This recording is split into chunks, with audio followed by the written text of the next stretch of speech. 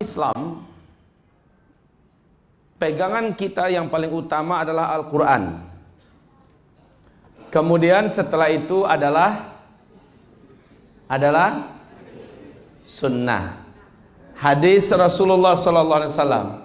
Hadis ada 3 levelnya.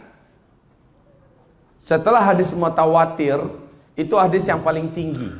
Hadis mutawatir, riwayat yang paling kuat, itu disebut dengan mutawatir.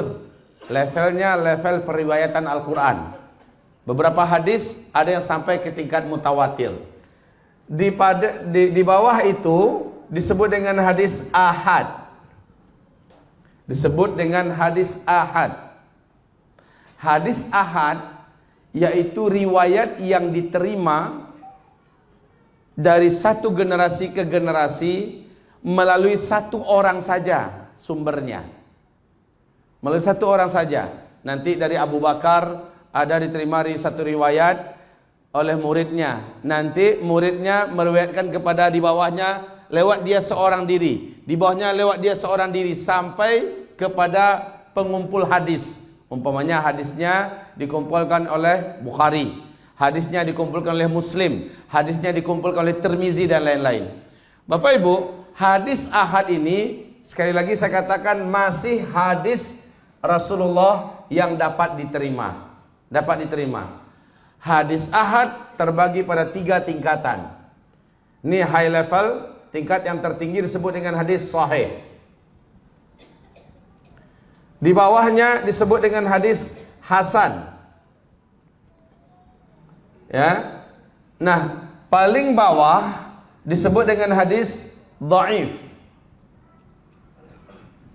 Disebut dengan hadis dhaif. 3 jenjang tingkatan hadis ini di dalam hadis ahad masih hadis Rasulullah bisa diterima. Bisa diterima. Dengan ini kita menyatakan tidak beradab, tidak sopan, bahkan cenderung kurang ajar. Ada orang yang mencampakkan hadis dhaif. Kenapa? Hadisnya dhaif, lalu dibuang. Kurang ajar. Kenapa dikatakan kurang ajar? Itu kan perkataan Rasulullah sallallahu alaihi wasallam. Tetapi berinteraksi dengan hadis dhaif ada adab-adabnya. Para ulama ahli hadis telah menetapkan adab-adab ini. Mbok ya jagalah sopan santun kepada Rasulullah. Dengan menerapkan adab-adab ini sebenarnya sudah jauh lebih berhati-hati daripada mencampakkan. Tidak boleh terima karena itu hadis dhaif. Jujur kita katakan yang bersangkutan kurang ajar. Kenapa demikian?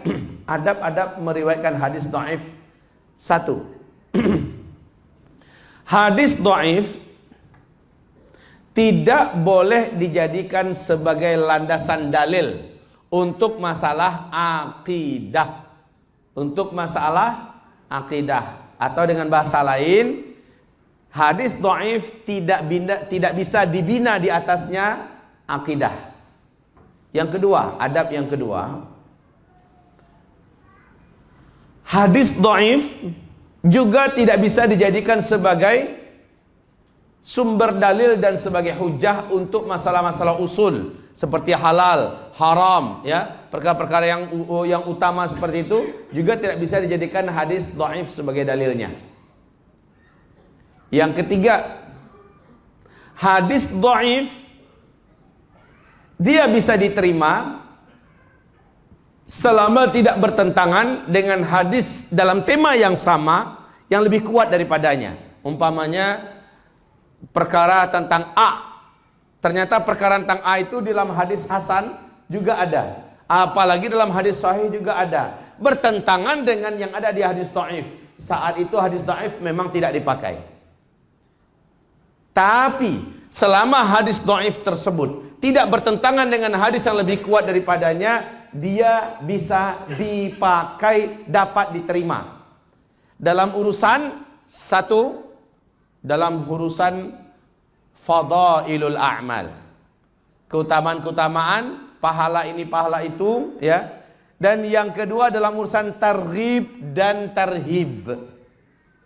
Ini bisa dipakai. Adab yang keberapa lagi? Adab yang keempat.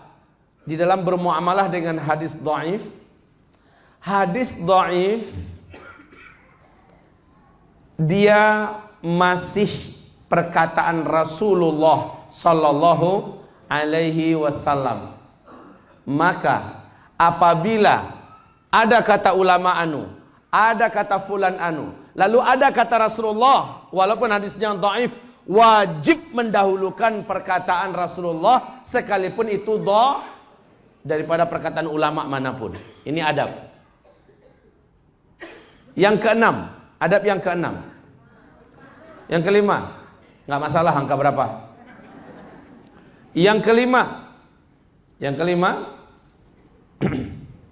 untuk masalah hadis-hadis dhaif yang menceritakan nanti akan terjadi begini, nanti akan terjadi begini, sementara hadisnya dhaif, apabila yang digambarkan itu terjadi, para ahli hadis sepakat mengatakan naiklah status hadisnya setara dengan hadis sahih. Paham? Jadi kalau yang diceritakan dalam hadis dhaif itu ternyata terjadi sesuai dengan kenyataan, hadis dhaif tersebut statusnya naik kepada hadis setara dengan hadis sahih. Yang keberapa lagi?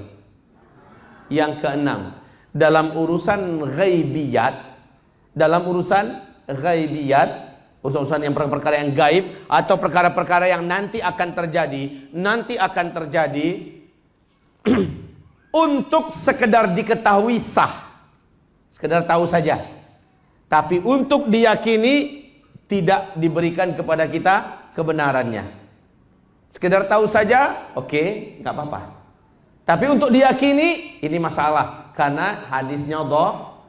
Bapak Ibu, sedikit gambaran dari saya.